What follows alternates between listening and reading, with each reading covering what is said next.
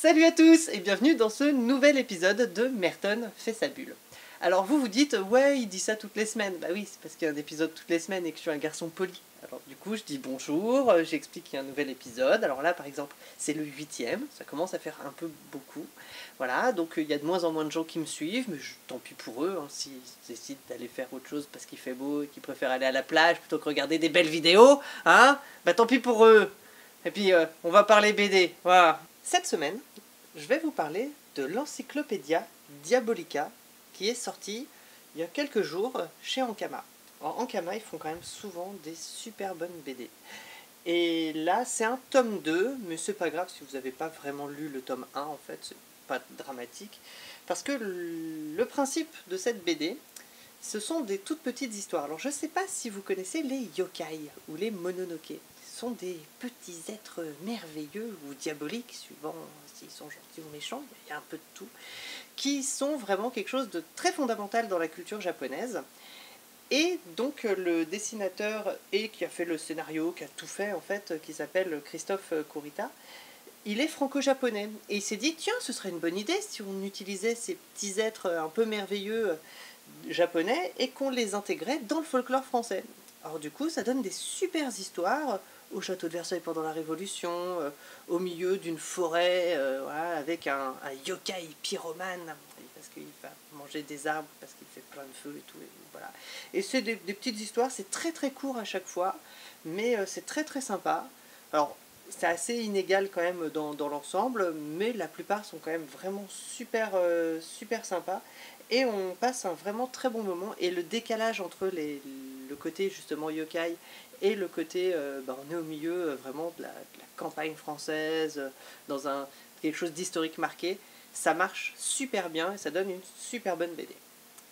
Les amis, sur l'internet, il y a deux choses que j'aime beaucoup. Premièrement, les lolcats.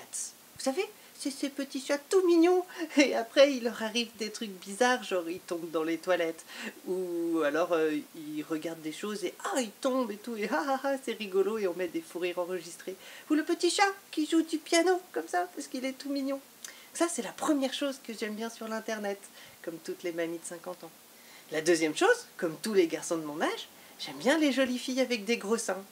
Et ben vous savez quoi ? Manolo Sanctis vient de réaliser un rêve de gosse. Ça s'appelle Bimbo versus Chaton Tueur. Et c'est l'histoire de Bimbo qui vont se battre, alors devinez, contre des chatons tueurs.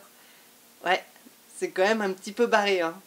L'histoire aussi, c'est génial. Voilà, c'est complètement... ça commence avec une Bimbo qui vient de se taper un mec et le chat va aller va pisser dans un coin pour que le mec tombe et après puis il lui fait tomber un couteau au milieu des yeux pour le terminer et tout. C'est complètement n'importe quoi et ça continue comme ça pendant... voilà, c'est quand même assez long, hein, comme vous voyez. Ça continue comme ça tout le long du truc et c'est juste génial. C'est délirant, on a l'impression d'être dans un monde complètement bizarre et ça marche super bien. Donc ça, vraiment, je le conseille. Il faut l'avoir lu parce que vous allez passer un super moment, c'est sûr. Le clash de Merton. Bon, les amis, l'heure est grave. Cette semaine, je ne vais pas vous parler d'un truc que j'aime bien, parce que ça va, j'en ai fait assez. Je vais vous parler d'un truc qui me hérisse le poil. J'en peux plus, j'en ai marre. J'ai envie d'aller tuer les gens qui sont responsables de ça.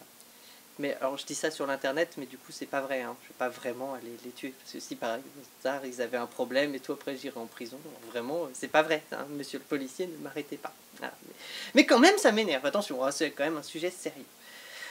Vous, patron des grandes chaînes, quand vous diffusez des séries télé, pourquoi vous les mettez dans n'importe quel ordre? Pourquoi vous faites ça? Parce que les gens ils n'y comprennent rien.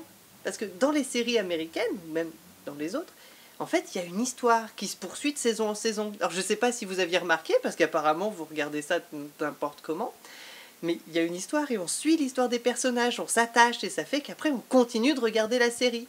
Et par exemple, quand on regarde Les Experts sur TF1, on a un épisode où il y a Grissom, l'épisode d'après, il est parti, puis l'épisode d'après, il revient, mais on ne sait pas ce qui s'est passé. Parce qu'on est passé de la saison 3 à la saison 10 à la saison 5, sans aucune bonne raison. Pourquoi vous faites ça? Pourquoi? J'aimerais une réponse. Et surtout que vous arrêtiez de le faire, parce que vraiment, il n'y a aucun intérêt. Et le prochain directeur de chaîne qui vient me dire que les pirates qui vont chercher des séries sont horribles et tout ça, je lui fais bouffer sa grille de programmation. Vous avez compris? Ils veulent juste voir la série dans l'ordre, parce que eux, ils sont pas débiles. Ils vont pas se dire, tiens, je vais regarder d'abord un truc de la saison 3, puis la 7 et tout ça. Alors, ils ont compris qu'il y a un ordre. Alors le prochain qui me dit que pirater c'est mal, il va entendre parler du pays. Hein, moi je vous le dis. Alors je vous propose avec moi, si vous le désirez, de vous joindre dans ma lutte. Moi j'aime bien lutter contre des trucs. Voilà. Pour dire stop à ce genre de diffusion débile. Voilà.